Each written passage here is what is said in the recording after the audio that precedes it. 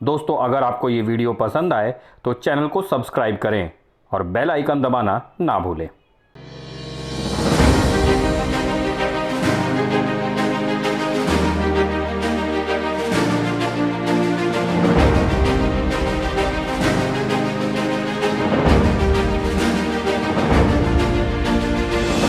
नमस्कार दोस्तों, मैं प्रशांत राय और आप देख रहे हैं युग धर्म।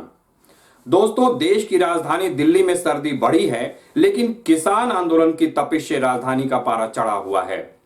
कृषि संबंधी 3 नए कानून हैं, उनके विरोध में किसानों ने राजधानी का रुख किया हुआ है, दिल्ली कूच किया हुआ है और वो दिल्ली की सीमा पर जमे हुए हैं। किसानों की मांग है कि ये जो 3 नए कानून हैं ये वापस लिए जाएं और न्यूनतम समर्थन मूल्य की जो व्यवस्था है वो बहाल रहे। इसके लिए लिखित आश्वासन के रूप में एक नया विधेयक पारित किया जाए केंद्र सरकार के द्वारा। ये मुख्य रूप से उनकी मांगे हैं। इसके अलावा और भी कुछ मांगे हैं जिनको लेकर किसान दिल्ली की सीमा पर जमे हुए हैं और उनके बीच और केंद्र सरकार के बीच गतिरोध बना हुआ है, क्योंकि केंद्रीय गृह मंत्री अमित शाह ने किसानों को जो प्रस्ताव दिया था कि अगर वो बुराड़ी मैदान में आ जाते हैं और वहां से अपना आंदोलन आगे बढ़ाते हैं तो केंद्र सरकार तुरंत उनसे बातचीत के लिए तैयार है। लेकिन उनकी इस मांग को किसानों ने ठुकरा दिया है। किसानों ने कहा है वो किसी भी शर्त के आधार पर बातचीत नहीं करेंगे। इसके अलावा 3 दिसंबर को केंद्रीय कृषि मंत्री नरेंद्र तोमर ने किसानों को बातचीत के लिए बुलाया है। उसके बाद ही आगे इस मुद्दे पर कोई बातचीत होने की उम्मीद है। फिलहाल ये देखा जा रहा है कि केंद्र सरकार ये जो गतिरोध बना है इसको खत्म करने के लिए क्या जल्दी बातचीत करती है या कोई नए प्रयास शुरू करती है। इस बीच आंदोलन को लेकर के तमाम तरीके की तस्वीरें सोशल मीडिया पर आ रही हैं। कहीं खालिस्तान समर्थन की नारेबाजी या फिर पीएम को मारने की धमकी देते जैसे बयान जैसे कुछ वीडियोज हैं, ये सोशल मीडिया पर काफी वायरल हो रहे हैं। दूसरी ओर किसानों के द्वारा जो अच्छे काम किए जा रहे हैं, जैसे वो अपने धरना स्थल के आसपास सफाई कर रहे हैं, साथ ही साथ जो पुलिसकर्मी ड्यूटी पर हैं उन्हें भी वो खाना खिला रहे हैं, इस तरह की पोस्ट भी सोशल मीडिया पर आ रही हैं। बयानबाजी भी खूब हो रही है। इस किसान आंदोलन को लेकर के आरोप प्रत्यारोप की राजनीति भी खूब चल रही है। इस पर हम बात नहीं करेंगे। दोस्तों, इस तमाम जो ये गतिरोध है किसानों और केंद्र सरकार के बीच, इसको लेकर पीएम मोदी ने आज अपने मन की बात कार्यक्रम में काफी कुछ कहा है। उन्होंने ये बताया है कि किस तरीके से जो नए कानून हैं वो किसानों के हित में हैं और किसान किस तरह से इसका लाभ उठा रहे हैं, वो उन्होंने अपने मन की बात कार्यक्रम में किसानों के साथ साझा की है।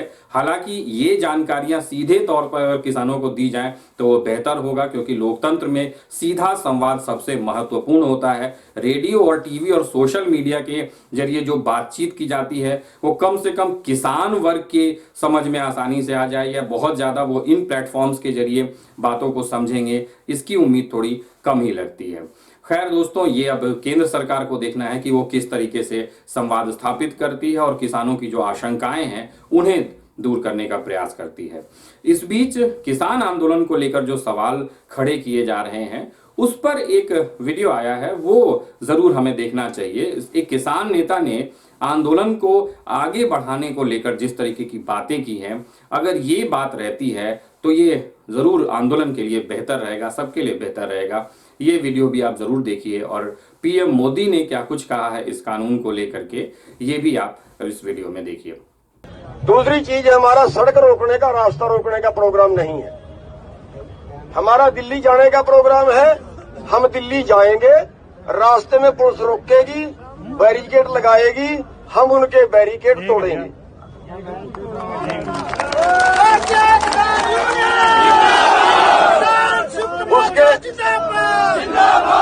उसके अलावा हमारी कुछ और बेनतियां हैं। हमारी तरफ से चाहे पुलिस गोली मार दे, हमारा कोई आदमी हाथ नहीं उठाएगा। समझ गए ना एक बार में? अगर किसी आदमी ने हाथ उठाया हम उसको पकड़ के पुलिस के हवाले कर देंगे। इसका मतलब वो आदमी हमारा नहीं है। पीछे जितने आंदोलन हुए, जहां हमने हाथ उठाया वहां आंदोलन टूट गया। आज एक आदमी के गुस्से से अगर ये हजारों लोगों का पेट पे लात लगे, वो बहुत गलत होगा। देखो, किसी को डंडा पड़ता है, गुस्सा आता है, लेकिन कंट्रोल करना है। हमने पिटना है, हमने गाली नहीं देनी, हमने किसी का वर्दी नहीं पकड़नी, हमने कोई तोड़फोड़, कोई आगजनी नहीं करनी, कोई नजदीक से गुजरता है उसको घूरना नहीं है। पब्लिक हमने अपने खिलाफ नहीं करनी, पब्लिक हमने अपने खिलाफ नहीं करनी, ध्यान रखना इस बात का। और भाई कोई भाई, मेरे को नहीं पता यहाँ कौन था, कोई भाई यहाँ भिंडरा वाले के बारे में कुछ बोल रहा था। मेरी बेनती है कि हम किसान की लड़ाई लड़ने के लिए आए हैं, बाकी यहाँ पे कोई बात ना की जाए, बाकी यहाँ पे कोई बात ना की जाए। हमें सब धर्म हमारे लिए बराबर है, सब जातियां हमारे लिए बराबर है, सब कौमें हमारे लिए बराबर है, सारे वर्ग हमारे लिए बराबर है।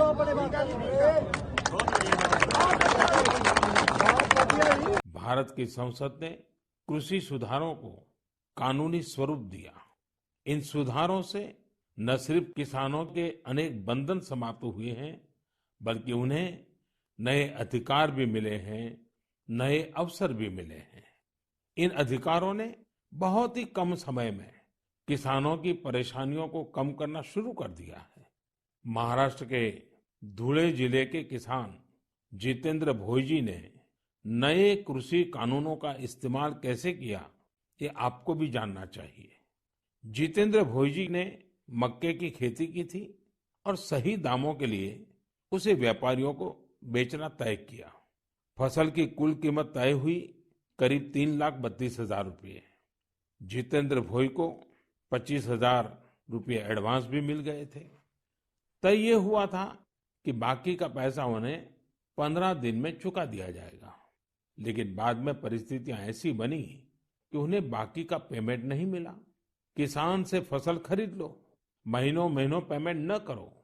संभवतः मक्का खरीदने वाले बरसों से चली आ रही उसी परंपरा को निभा रहे थे।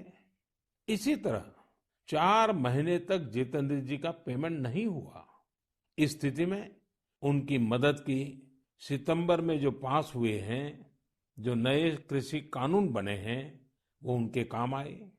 इस कानून में ये तय किया गया है कि फसल खरीदने के 3 दिन में ही किसान को पूरा पेमेंट करना पड़ता है, और अगर पेमेंट नहीं होता है तो किसान शिकायत दर्ज कर सकता है। कानून में एक और बहुत बड़ी बात है, इस कानून में ये प्रावधान किया गया है कि क्षेत्र के एसडीएम को 1 महीने के भीतर ही किसान की शिकायत का निपटारा करना होगा। अब जब ऐसे कानून की ताकत हमारे किसान भाई के पास थी, तो उनकी समस्या का समाधान तो होना ही था। उन्होंने शिकायत की और चंद ही दिन में उनका बकाया चुका दिया गया। यानी कि कानून की सही और पूरी जानकारी ही जितेंद्र जी की ताकत बनी। क्षेत्र कोई भी हो, हर तरह के भ्रम और अफवाहों से दूर सही जानकारी हर व्यक्ति के लिए बहुत बड़ा संबल होती है।